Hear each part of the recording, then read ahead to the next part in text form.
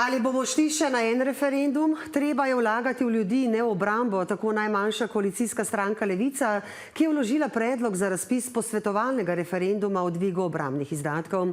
V kaj bomo torej vlagali? Imamo dovolj denarja. Ja, če smo lani namenili 904 milijone, bi še letos obrambne izdatke povišali na 2% BDP-ja. To je približno 1,3 milijarde evrov.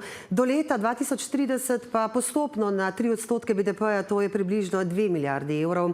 In čemu se bomo odpovedali, kako zagotovili denar? Fiskalni svet je že prižgal alarme, luknja v proračunu je kar 20-krat večja kot leto prej, več kot pol milijarde evrov. Predvsem pa, ali ta referendum sploh bo in če tudi bo, ni zavezujoč. Gospod Vatovec, gospod Premk, dobrodošla, pozdravljeni. Najprej, gospod Vatovec, vložili ste torej predlog, rekli smo konkretno zakaj, kaj vas moti in tudi če bo dovoljen izpeljan, seveda ni zavezujoč, kot sem rekla. Glavni razlog je seveda histerija, ki se je začela v začetku tega leta nekako, oziroma, dajmo reči, z inauguracijo predsednika Trumpa v Ameriki se je tudi sprožil ta bistveno bolj agresiven val v mednarodni politiki, ki je štartal v NATO, ampak seveda tudi Evropska unija se je hitro pridružila. Mi smo približno 2 mesecema v Državnem zboru razpravljali na odboru za obrambo na to temo poviševanja oziroma zahtev, predvsem NATO. In takrat smo že nekako napovedali, da je to vprašanje, ki presega legitimnost Državnega zbora ali pa vsakokratne vlade in da bi morali v takšno vprašanje povprašati ljudi. Kot ste sami navedli, gre za res ogromne zneske, govorimo o 20 milijardah v 10 letih. In posvetovalni referendum, ne glede na to, da ni zavezujoč, je po moje vseeno sredstvo, s katerim bi verjetno Državni zbor z nekoliko bolj tresočo roko potem sprejemal takšno odločitev. Se strinjate, gospod Premk, vi ste predsednik odbora, boste v tem primeru podprli najmanjšo koalicijsko partnerico? Meni se zdi ta referendum nepotreben.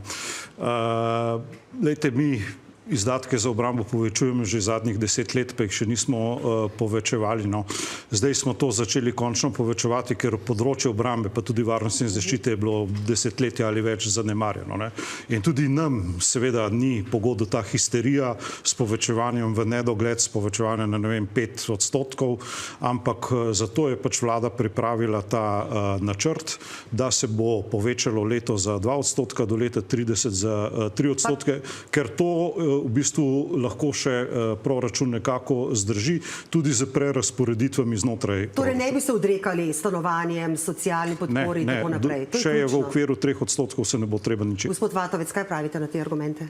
To je zagotovilo, to velja. To smo tudi imeli na sestanku koalicije in zaenkrat so zagotovila, da ne bo se zajedalo v trenutne proračune. Vemo pa tudi, da smo pod temi pritiski, ki jih sedaj, o katerih se poslušamo zadnje čase, da bodo te zahteve večje in večje. Zdaj se že praktično govori o 5%, praktično vse ostale članice NATO se resno loteve. Ampak kaj, gospod Vatovec, lahko v danih primerih, šli smo v NATO, o tem smo tudi glasovali na referendumu in smo se za to odločili, zdaj pa od nas nekaj zahtevajo. Kako bi lahko se odrekli temu in rekli, ne, stop, ne bomo povečevali izdatkov? Ja, to je resno vprašanje. Seveda smo se pred sicer zdaj že mnogimi leti odločili za vstop v NATO, ampak vidimo, da je predvsem NATO tisti, ki ustvarja veliko konfliktov, tudi zaradi katerih danes nastajajo te zahteve po povečanju obrambnih izdatkov.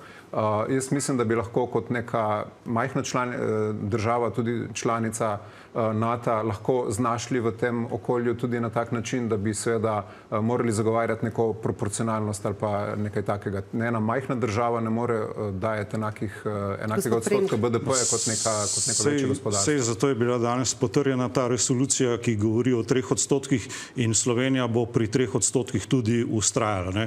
Saj ni samo Slovenija edina država v EU in NATO, ki se ne strinja z tako velikim povečanjem, se je tudi par drugih držav, ki se ne strinjajo, ampak če smo mi včasih rekli Beogradu lahko ne, ko je z nas zahteval ne vem kaj, bomo pa zdaj mogli reči tudi enkrat Bruslu ne, da bo pač Slovenija ostajala na teh 3% BDP-ja. Zato je bilo pač to naj bi tudi potem v četrtek potrdili v Državnem zboru.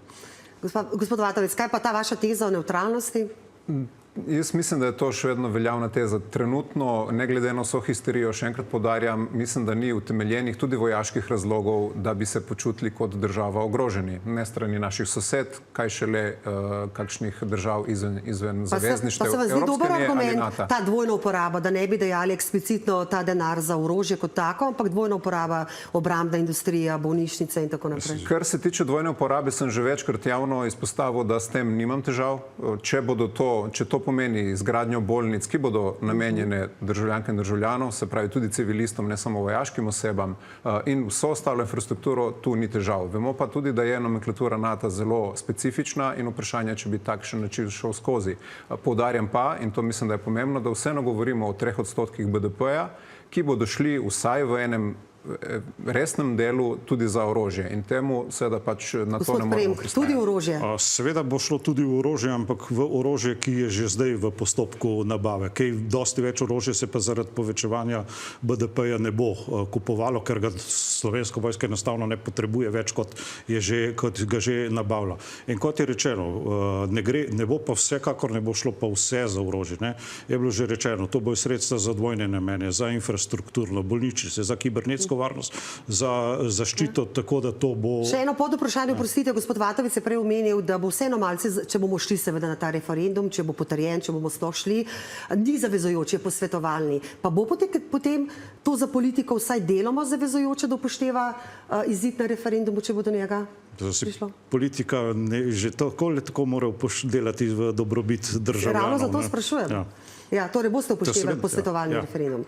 Ja, izvolite. Jaz bi samo poudaril, ta koalicija je že imela nekaj takšnih posvetovalnih referendumov in tudi zelo jasno sporočilo, da se tudi takšne odločitve ljudstva spoštuje. Tako je bilo recimo za volilno zakonodajo pomoč pri prostovoljnem končanju življenja in legalizaciji konoplje za medicinsko in osebno rabo. Tako da takrat smo se kljub vsemu, ne glede na to, da je to posvetovalni referendum, tega držali in zakoni nastajajo. Kakšna zdaj procedura, vložen je predlog oziroma pobuda za posvetovalni referendum, zdaj na potezi vsi postopki znotraj državnega zbora, tudi seveda presoja pravno-zakonodajne službe.